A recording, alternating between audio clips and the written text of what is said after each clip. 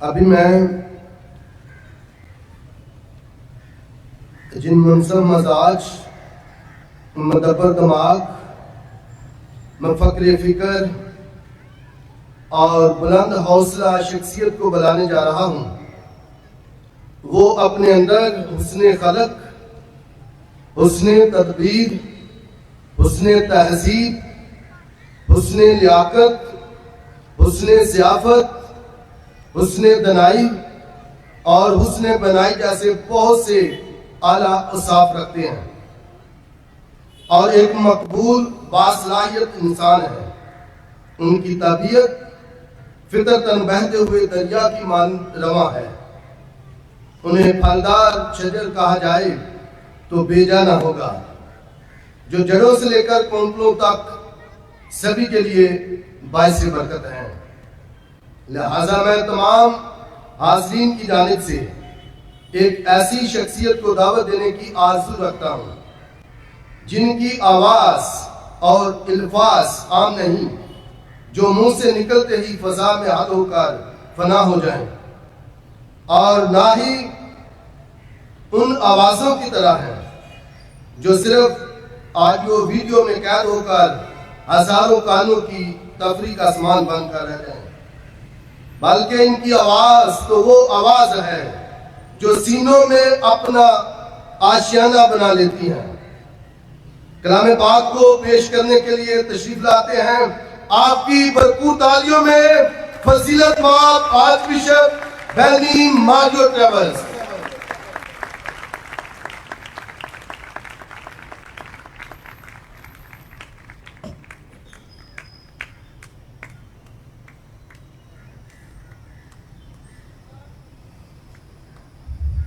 مسیح خداوند میں میرے عزیزوں،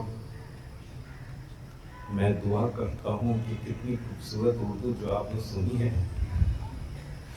میری اردو تھوڑی سی کسی طرح اچھی ہو۔ میرے عزیزوں، ہم سب یہاں اس زیارت کی عبادت کے لیے جمع ہوئے ہیں۔ میں کراچی کا آرچ بشپ ہوں اور اسی مہینے کے دوران کراچی میں بھی بڑی بڑی عبادتیں ہوتی ہیں مقدسہ ماں کے ناطے سے۔ لوگوں کا جوش حیران کن ہوتا ہے، لیکن میرے لیے اس سال مری آباد میں جتنے لوگ وہاں زیارت کے لیے ایمان کے ساتھ آئے ہیں، یہ میرے لیے حیران کن۔ لیکن آج کے دن بھی یہاں ایک کال پر، فادر عرفان کے کال پر یہاں پورا پیرش اس شام جمع ہوئے ہیں۔ اس بات کی گواہی ہے کہ ہم اپنے مقدسہ ماں کے لیے کتنی عزت رکھتے ہیں، کہ اس ماں کی وجہ سے ہمارا ایمان مضبوط ہے، اس ماں کی وجہ سے ہمارا خاندان مضبوط ہے۔ اور آج میں فادر عرفان، ان کی ساری پاسٹرل ٹیم، فادرز، سسٹرز، مناد صاحبان اور دیگر لوگ جو اس زیارت کو ترتیب دینے میں، آرگنائز کرنے میں انہوں نے سب نے اپنا اپنا حصہ ڈالا ہے، میں آپ سب کو مبارکباد دینا چاہتا ہوں، کیونکہ اسی بات سے گواہی دیتے ہیں کہ آپ اپنی ماں مقدسہ ماں سے کتنی محبت، کتنا ایمان رکھتے ہیں۔ میرے عزیزوں، ہم کیوں اپنی ماں کی طرف بار بار یاد کرتے ہیں؟ تومس ایڈیسن، جس نے لائٹ بلب اس کو ایجاد کیا تھا، اور صرف لائٹ بلب نہیں، 1000 سے زیادہ چیزیں اس نے ایجاد کی۔ ہمیں بتایا جاتا تھا جب وہ چھوٹا بچہ تھا وہ ذہنی طور پر کمزور تھا، اور اسکول میں اس کا مذاق کیا جاتا تھا کہ یہ پاگل ہے، اور ٹیچرز بھی جو اچھا سلوک دینے کی ضرورت تھا وہ بھی تومس ایڈیسن کا مذاق کرتے تھے۔ ایک دن اس کے کلاس ٹیچر نے ایک پرچی پہ کچھ لکھ کے تومس ایڈیسن سے کہا اپنی امی کو یہ دے دینا، اور جب تومس ایڈیسن گھر پہنچا تو اس نے کہا امی یہ میرے ٹیچر نے یہ پرچی دی ہے. اور جب اس کی امی نے یہ پرچی پڑھا تو اس میں یہ لکھا تھا کہ آپ کا بیٹا ذہنی طور پر معذور ہے. ہم اس کے لیے کچھ نہیں کر سکتے ہیں, اسکول کچھ نہیں کر سکتے ہیں, ٹیچر کچھ نہیں کر سکتے, ہم اس کو اسکول سے خارج نکال دیتے. جب اس کی امی نے یہ پرچی پڑھی تو وہ اس کی آنکھوں میں آنسو آ گئے اور وہ سوچنے لگی کہ میں ابھی اپنے بیٹے کو کیا کہوں. اور تومس نے ماں کی آنکھوں میں جب آنسو دیکھے تو اس نے کہا امی یہ کیا لکھا ہے, ٹیچر نے کیا لکھا ہے؟ اور اس کی امی نے یہ کہا بیٹا ٹیچر نے یہ لکھا ہے کہ آپ اتنے ذہین ہیں کہ وہ آپ کو پڑھا نہیں سکتے ہیں, اسی وجہ سے انہوں نے مجھے کہا ہے کہ بہتر ہے اتنے ذہین بچے کو آپ خود پڑھائیں. تو اب سے آپ اسکول نہیں جائیں گے, میں آپ کو پڑھاؤں. اور تومس ایڈیسن جب اپنی جلال میں پہنچا, جب اتنی ساری ایجاداتیں اس نے کی تھی, وہ گواہی دیتا تھا اپنی ماں کے بارے میں کہ جو کچھ میں ہوں آج میری ماں کی محبت اور مجھ پر اعتبار کرنے کی وجہ سے آج میں جو کچھ ہوں. میرے عزیزو, آج جب ہم اپنی مقدسہ ماں کی زیارت کے لیے آئے ہیں, یاد رکھو یسوع صلیب پر یوحنا سے کیا کہتا ہے, اپنے ماں سے کیا کہتا ہے, اے عورت دیکھ تیرا بیٹا, اور یوحنا سے دیکھ تیری ماں. اس بات کی گواہی ہے کہ ہمارے پاس مسیحی قوم کے پاس ایک ماں ہے. اور ہم تومس ایڈیسن کی ماں کو دیکھیں کہ کس طرح اس نے اپنے بچے کی حفاظت کی. اور میرے عزیزو, تومس ایڈیسن کی طرح ہم بھی ذہنی, جسمانی اور روحانی طور پر غفلت, کمزوری اور ہمارے اندر اس طرح کے چیزیں ہیں جو ہمیں ایمان کے ناطے سے نقصان دہ ہے. لیکن جس طرح تومس ایڈیسن کی ماں نے اس پر پیار اور اعتبار کیا, ہمیں یاد دلایا جاتا ہے کہ مقدسہ ماں اسی طرح ہماری کمزوری کو نظر انداز کر کے ہمیں محبت اور اعتبار ہمیں دیتی ہے. عزیزو, آج جس عنوان پر میں آپ تھوڑی دیر کے لیے بات کرنا چاہتا ہوں وہ ہے مقدسہ مریم خاندان کی راہبر. ہم جانتے ہیں ہمارے خاندان آج کل بہت مشکلات کا سامنا کرتے ہیں. ایک تو خاندانی زندگی, میں بھی ایک خاندان میں پیدا ہوں, میرے امی ابو بھائی بہن ہیں.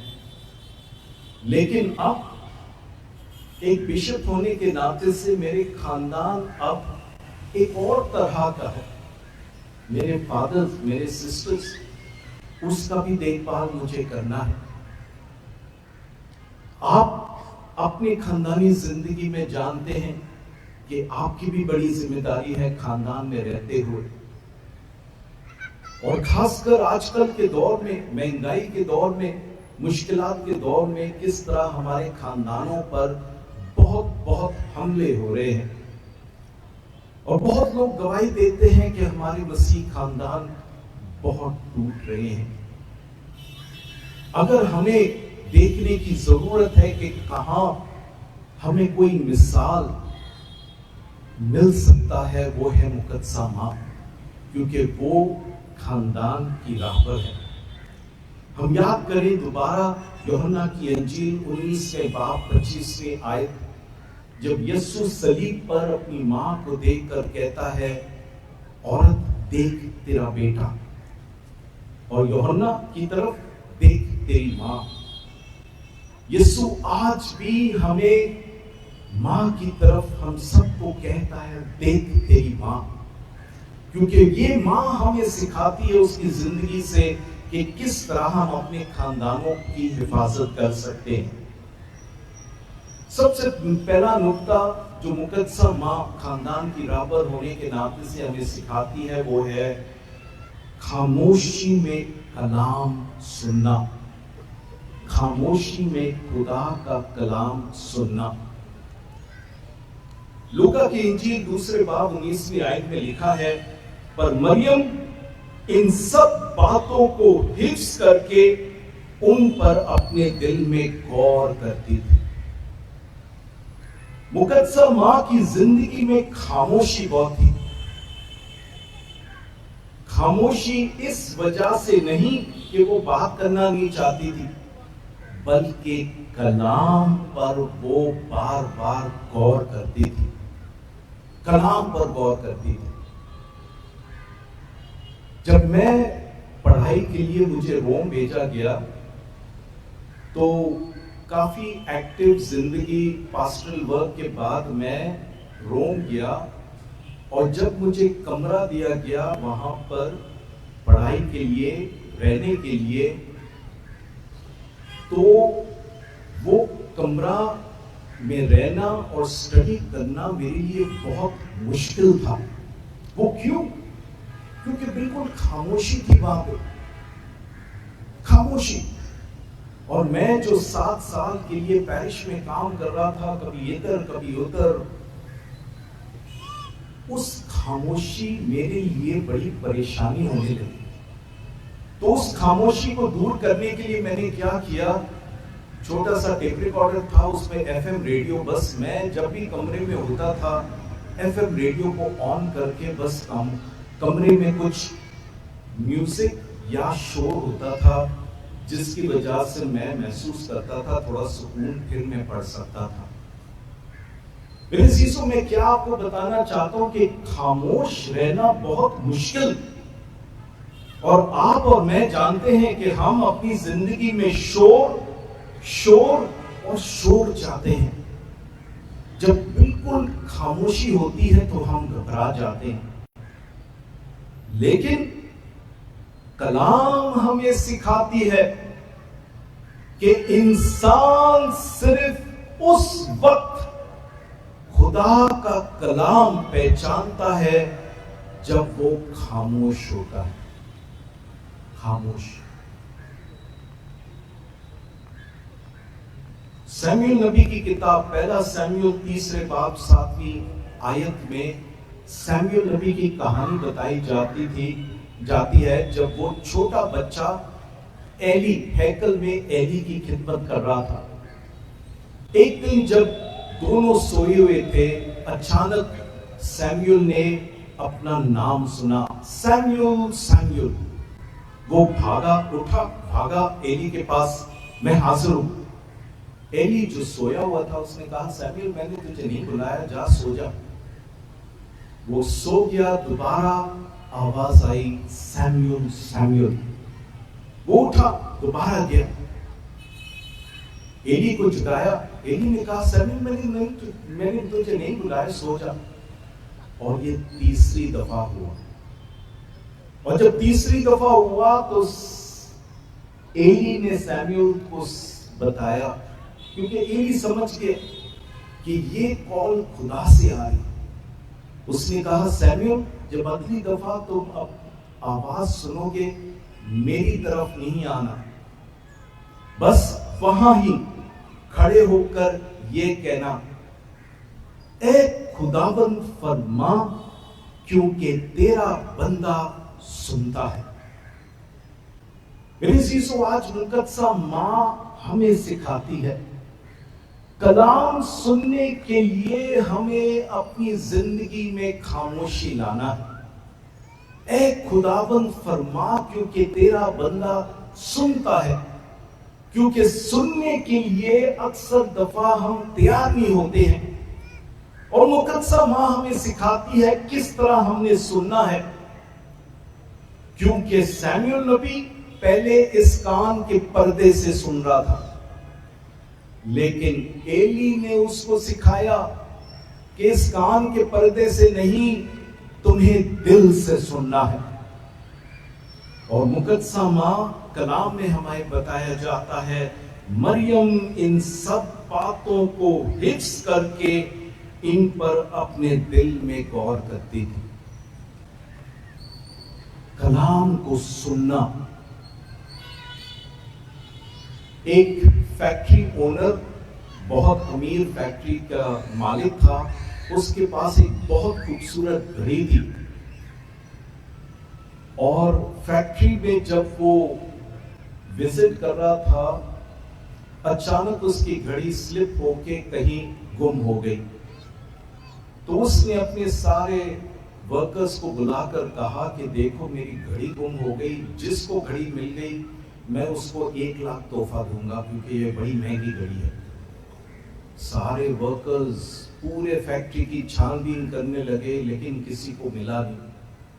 بعد میں سب افسوس سے ہو کر مالک سے کہنے لگے کہ نہیں، ہمیں نہیں ملا۔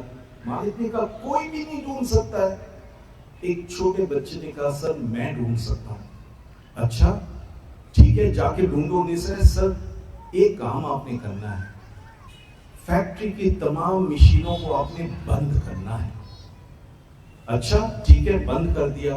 جیسے ہی فیکٹری کے سارے مشین بند ہو گئے، خاموشی چھا گئی، اور پھر وہ بچہ اپنا کان زمین کی طرف رکھ کر سننے لگا، کبھی ادھر کبھی ادھر کبھی ادھر، اور آخر کار گھڑی کی ٹک ٹک ٹک ٹک کی آواز اس نے پہچان لیا، اور کہیں مشین کے نیچے سے اس نے گھڑی نکال کر اپنے مالک کو دیا، اور مالک اس کے سننے کی طاقت پر حیران ہوا۔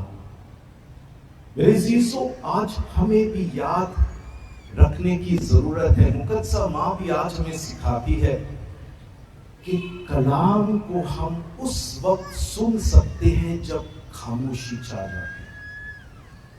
ہمیں اپنے خاندانوں میں خاموشی لانے کی ضرورت ہے۔ میری امی بڑی روزری کی بڑی سخت پابند تھی۔ ہمیں یاد ہے کہ جب ہم شادی سے آتے تھے، کوئی لیٹ برتھڈے سے آتے تھے، امی پھر بھی کہتی تھی کہ نہیں، ہم سب مل کر روزری پڑھیں گے، اور روزری میں عموماً خاموشی ہوتی تھی۔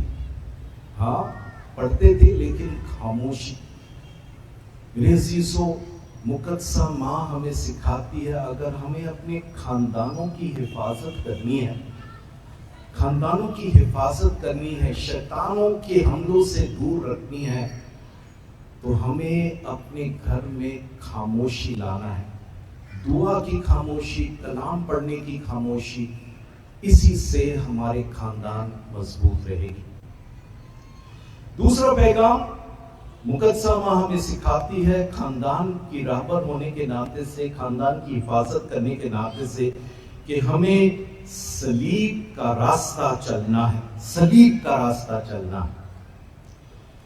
شمعون نبی لوکا کی انجیل 2 باب 25ویں آیت میں ہمیں بتایا جاتا ہے کہ جب بچہ ہیکل میں نظر کیا گیا تو پھر شمعون نبی بہت سی تعریفیں کر رہا تھا اس بچے کے بارے میں، لیکن پھر مقدسہ ماں کی طرف اشارہ کر کے اس نے یہ کہا، اور تیری اپنی جان کے اندر سے تلوار گزر جائے گی۔ مقدسہ ماں کے سامنے کہتے ہوئے اس نے کہا، اور تیری اپنی جان کے اندر سے تلوار گزر جائے گی۔ اور مقدسہ ماں اس آیت سے، جس طرح ہمیں پہلے بتایا گیا، وہ اپنے دل میں حفظ کر کے غور کرتی تھی۔ یقیناً اس کو سمجھ آ گئی کہ میرا جو مشن ہے، خدا نے جس مشن کو مجھے دی ہے، وہ آسان نہیں، وہ صلیب کا راستہ چلنا ہے۔ نکولو پاگانینی ایک وائلن پلیئر اور بہت خوبصورت اس کی موسیقی، جب وہ کانسرٹ سولو کانسرٹ کرتا تھا. لوگ بہت سے تعداد میں مہنگے مہنگے ٹکٹ خرید کے اس کو سننے کے لیے آتے تھے. ایک دن ہوا کہ وہ ایک سولو کانسرٹ کر رہا تھا اور وائلن جس میں 4 تاریں ہوتی ہے وہ بہت خوبصورت موسیقی بجا رہا تھا کہ اچانک کیا ہوا کہ ایک تار ٹوٹ گئی. اس تار کی ٹوٹنے کی آواز بالکل مائکروفون پہ آ گئی اور سب سوچنے لگے کہ نکولو اب اپنی موسیقی بند کرے گا. پر نکولو وہ تو پروفیشنل بندہ تھا, اس نے 3 تاروں پر اپنی موسیقی جاری رکھی. تھوڑی دیر بعد دوسری تار ٹوٹ گئی. تار ٹوٹتے ہی سب لوگوں نے آہ کی آواز کی, لیکن نکولو جو کہ پروفیشنل تھا اس نے 2 تاروں پر اپنی موسیقی جاری رکھا جیسے کچھ ہوا نہیں, اور پھر تیسری تار ٹوٹ گئی.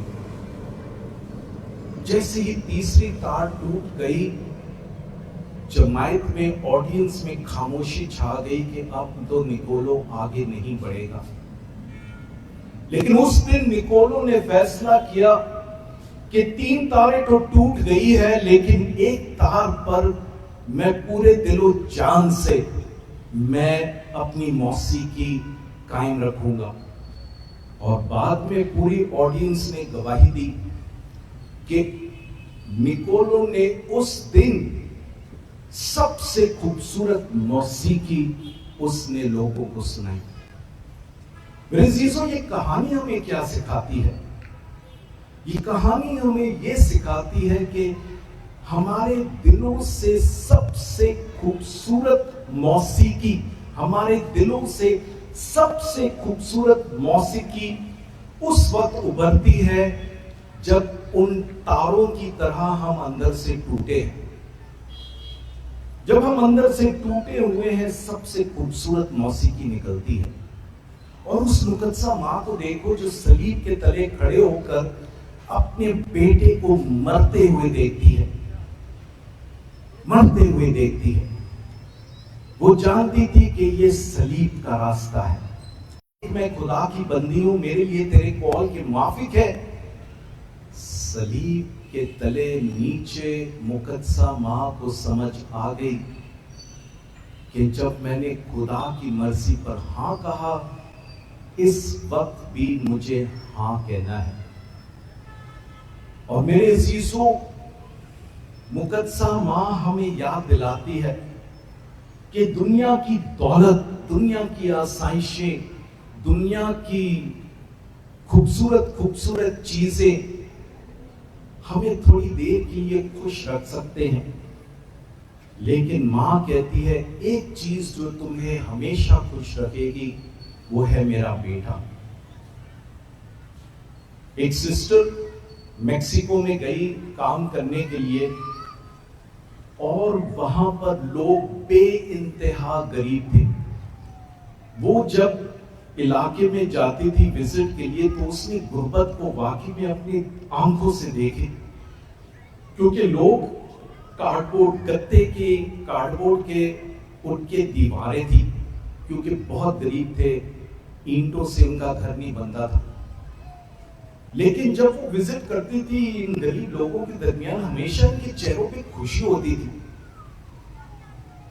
اور ایک دن جب وہ گھر میں بیٹھی ہوئی تھی تو اس نے پوچھا ایک ماں سے, مجھے یہ تو بتاؤ آپ کے گھر میں کچھ بھی نہیں, بیٹھنے کے لیے بھی میں زمین پہ بیٹھی ہوں, کیوں آپ کے چہرے پہ اتنی خوشی ہے؟ اور اس ماں نے کچھ الفاظ جو گتے پہ لکھا تھا اس نے کہا یہ ذرا پڑھو, اور اس پر یہ لکھا تھا بس مجھے صرف یسوع درکار ہے. I only need Jesus. صرف یسوع درکار ہے. میرے عزیزوں, مقدسہ ماں بھی ہمیں یاد دلاتی ہے چاہے ہمارے پاس کچھ بھی نہ ہو, اگر میرا بیٹا تمہارے ساتھ ہے تمہیں فکر کرنے کی ضرورت نہیں ہے, کیونکہ وہ تمہیں سب کچھ دے گا. اور ہم جو خاندان میں رہتے ہیں ہم اکثر دفعہ یسوع کو الگ رکھتے ہیں اور تمام دولت آسائشیں اپنے گھر میں بھرتے ہیں، خوشی ہمیں نہیں ملتی ہے۔ خوشی صرف جیسے اس خاندان، غریب خاندان جس ماں نے گواہی دی، صرف یسوع مجھے درکار ہے۔ اور مقدسہ ماں بھی ہمیں یاد دلاتی ہے کہ اگر ہم اپنے خاندانوں کی حفاظت کرنی ہے تو مقدسہ ماں کہتی ہے میرے بیٹے کے پاس جاؤ، اور کہیں نہیں، میرے بیٹے کے پاس جاؤ، وہ تمہاری حفاظت کرے گا، وہ تمہاری ضروریات پورا کرے گا۔ اور آخر میں میرے عزیزو، وہ ہے دوسروں کو خوشیاں دینا۔ میرے مقدسہ ماں کا سارا ایمان تھا، یہ مقدسہ ماں کا سارا مشن تھا۔ جب اس سے پوچھا گیا کیا کہ تو خدا کی ماں بننے کے لیے تیار؟ مقدسہ ماں کو پتا تھا اب میری زندگی میں اپنے لیے نہیں جی سکتی ہوں، مجھے دوسروں کے لیے جینا ہے، دوسروں کو دینا ہے، اور میرا سب سے قیمتی تحفہ جو میرا بیٹا ہے مجھے دنیا کے حوالے کرنا ہے، سب کو دینا ہے۔ مقدسہ ماں ہمیں سکھاتی ہے دوسروں کو خوشیاں دینا۔ ایک بادشاہ نے اپنے افسروں کو بلا کر، اپنے منسٹر کو بلا کر کہا کہ میں اپنے بادشاہی میں سب سے بڑا شخص کو دیکھنا چاہتا ہوں، ڈھونڈو کہ میری بادشاہی میں سب سے بڑا کون ہے۔ تو ان کے سارے منسٹر وغیرہ وہ نکلے ڈھونڈنے کے لیے، اور 4 اشخاص چنے گئے۔ سب سے پہلا جو پیش کیا گیا بادشاہ کے سامنے، انہوں نے کہا کہ بادشاہ حضور یہ ڈاکٹر صاحب ہے، اس ڈاکٹر نے لوگوں کی بڑی دیکھ بھال کی، کووڈ کے دنوں میں اس نے اپنا ہاسپٹل کھلا رکھا، لوگوں کی دیکھ بھال، غریبوں کے لیے اس نے مفت علاج دیا، یہ واقعی میں ہمارے بادشاہی میں سب سے بڑا ہے۔ بادشاہ نے کہا بہت خوبصورت، یہ واقعی میں بڑا ہے۔ دوسرا، ایک بہت امیر شخص جس نے غریب لوگوں کو بہت پیسے دیا، اور اس بندے نے بھی کووڈ کے دنوں میں راشن لوگوں کو بہت اس طرح کے راشن، چاول، چینی وغیرہ دیتا رہا تاکہ لوگ اپنی زندگی جاری رکھیں۔ بادشاہ نے کہا ہاں یہ بھی میری بادشاہی میں بڑے ہونے کا لائق ہے۔ تیسرا، ایک منصف جج بھیجا گیا، اور اس منصف ہمیشہ غریبوں کی دیکھ بھال کرتا تھا، غریبوں کے لیے لڑائی کرتا تھا، غریبوں کے لیے انصاف دیتا تھا۔ اور بادشاہ نے اس کے کام سن کر کہا یہ میری بادشاہی میں بھی بڑا ہے۔ آخر میں ایک عورت بزرگہ لے کر آئے، بادشاہ نے اس کو دیکھ کر کہا اس نے کیا کیا؟ مجھے تو لگتا اس نے کوئی خاص کام تو نہیں کیا، کیا یہ ڈاکٹر ہے؟ انہوں نے کہا نہیں یہ ڈاکٹر تو نہیں ہے۔ اچھا تو کیا یہ کوئی امیر شخص ہے جس نے لوگوں کی دیکھ بھال کی؟ نہیں یہ تو بڑی غریب ہے۔ اچھا کیا یہ منصف ہے، جج ہے؟ انہوں نے کہا نہیں۔ تو پھر یہ کون ہے؟ اور اس کو بتایا گیا، بادشاہ کو بتایا گیا بادشاہ حضور یہ ایک ٹیچر ہے، اور اس ٹیچر نے تینوں کو سکھایا ہے، ان کی ٹیچر ہے۔ اور جب بادشاہ نے یہ سنا کہ یہ خلی عورت وہ تھی جس نے سب کو اس افضل راستے کی طرف لے کر گئے، تو اس نے اقرار کیا یہ عورت جس نے یقیناً کچھ نہیں کیا میری بادشاہی میں سب سے بڑی ہے۔ میرے عزیزو، مقدسہ ماں بھی ایسی تھی، وہ بیک گراؤنڈ میں کام کرتی تھی، سامنے نہیں، بیک گراؤنڈ میں، اور بیک گراؤنڈ میں کام کر کے وہ دوسروں کو آگے بڑھاتی تھی، اپنے آپ کو چھوٹا۔ جس طرح یونا استباغی کہتا تھا کہ اس نے بڑھنا ہے میں نے کم ہونا ہے، مقدسہ ماں بھی اسی طرح کہ وہ لوگوں کو خوشیاں دیتی تھی، وہ اپنی طرف نہیں دیکھتی تھی۔ میرے عزیزو، ہمیں بھی اپنے خاندانوں میں اسی طرح کا رویہ رکھنا ہے، کیونکہ اکثر دفعہ خاندان میں رہتے ہوئے بس ہم اپنے آپ کو دیکھتے ہیں، نہیں مجھے سب کچھ مجھے چاہیے، لیکن ماں سکھاتی ہے نہیں، خاندان کو بچانا ہے تو تمہیں دوسروں کا فکر رکھنا ہے، اپنے بارے میں کم۔ میرے عزیزو، آج جب ہم اس زیارت کے دن پر مقدسہ ماں کی زندگی پر غور کر رہے ہیں، تو ہم نے دیکھا کہ مقدسہ ماں جو ہمارے خاندان کی رہبر ہے وہ کس طرح ہمارے خاندانوں کو مضبوط رکھتی ہے۔ پہلے نمبر پر خاموشی میں کلام سننا، دوسرا صلیب کا راستہ چلنا، اور تیسرا دوسروں کو خوشیاں دینا۔ آئے آج اس زیارت کے موقع پر مقدسہ ماں سے ہم دعا کریں کہ وہ ہمارے خاندانوں کی رہبر بنے، حفاظت کرے، صحیح راستہ دکھا سکے، اور ہم بھی انہی نکات پر چل کر مقدسہ ماں اور ہمارے خداوند یسوع مسیح سے بہت سے برکت حاصل کرے، مسیح خداوند کے وسیلے سے، آمین۔